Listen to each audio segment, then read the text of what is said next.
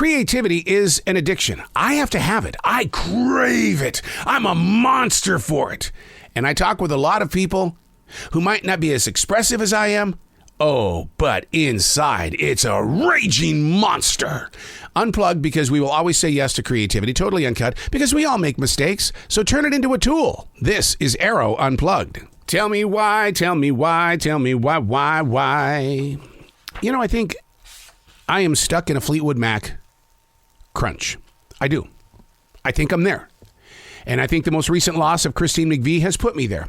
But then again, I have always loved me some Fleetwood Mac.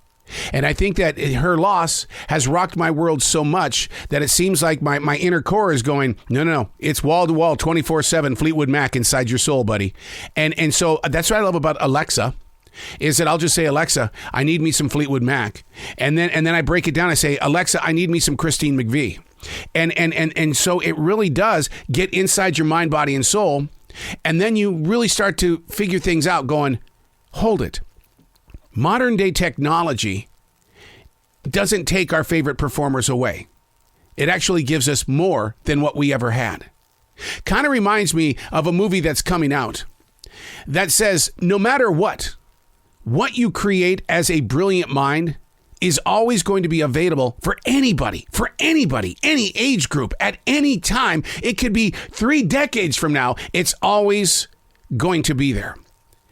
And I often wonder if that's fair to the memory.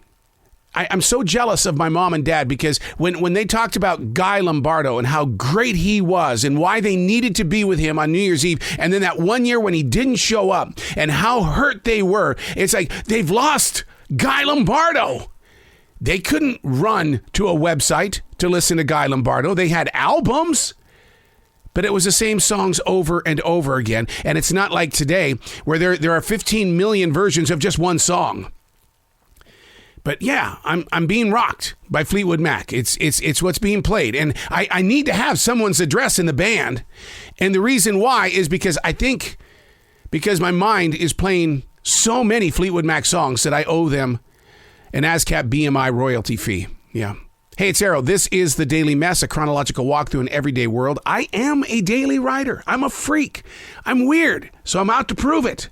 There's just so much going on in life that we're missing that if we just took the time to just write, you have something to read in the future. You're leaving a breadcrumb for not only yourself, but maybe a great-grandchild. Maybe somebody that just dug up your stuff because it was in a box that was in the trash, and they found something that they needed in their life. This is The Daily Mess. A coworker asked if I watched animation or comedy shows. I replied, if it fits within my day of expectations. Oh my God, that was just the wrong thing to say to this guy, because he came back with almost a little bit of anger in his voice. He firmly said, you need to put fun ahead of all things. I burst out laughing. And of course, he didn't understand.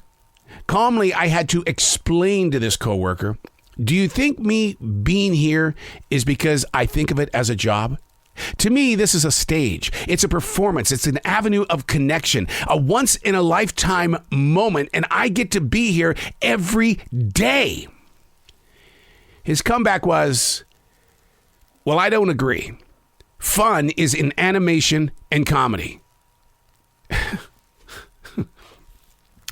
You know, it's within these unexpected places of travel that my inner core gently, and I mean gently, asks, Lord, what is it that you want me to learn from this? What is happening here? When others ask you simple questions that end up becoming a challenge of your beliefs or a judgment call against your behavior. When every voice in your head suddenly goes silent, because at the same time they're going, what the hell is this all about? What is it all about? Why is it that I understand people want to learn about those that they work with or those that they travel with or have just met. I get it. But where in the rule book does it say that you have the right to challenge the thought or to bring judgment against the person? Where is it written down that you can do that? Why can't you just listen and accept? that we're not all the same. Every morning, I'm blessed with the opportunity to see 9 to 10 deer in this forest in South Charlotte, North Carolina. I remember back in the early part of the 1990s when my daughter asked me, she goes, "Why are there deer signs on the streets in this neighborhood?" I said, well, here's the thing. I think they put them up to help sell houses because they want people to think this is a nature preserve. And so it always bothered me that I never saw deer. So we planted 1,700 trees in this forested area because I wanted nature to come back to life. That was my goal, my dream, my calling. Nobody challenged me on it. And then when I say, I've got deer, do you know that your deer are going to cause a disease and you're going to die? Really? Okay.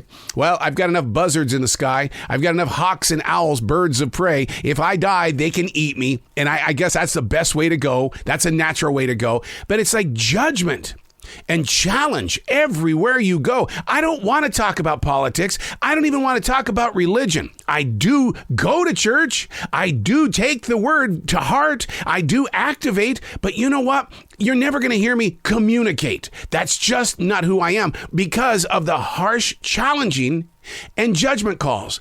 And I just think we could all get along with each other if we would just stop. Just stop. Don't even bring up the vaccines. I don't care if you got it or if you didn't get it, what the flu is doing or whatever else is going on in China, what's happening in Russia, in Ukraine, in North Korea. It's not my place. Yes, I want to talk about it, but I'm going to use feelers to find out if you can handle my side of the conversation. And then you know what happens after that? Because I deal with it all the time. I'm back with another silent period with my sister. We got along for about 3 weeks.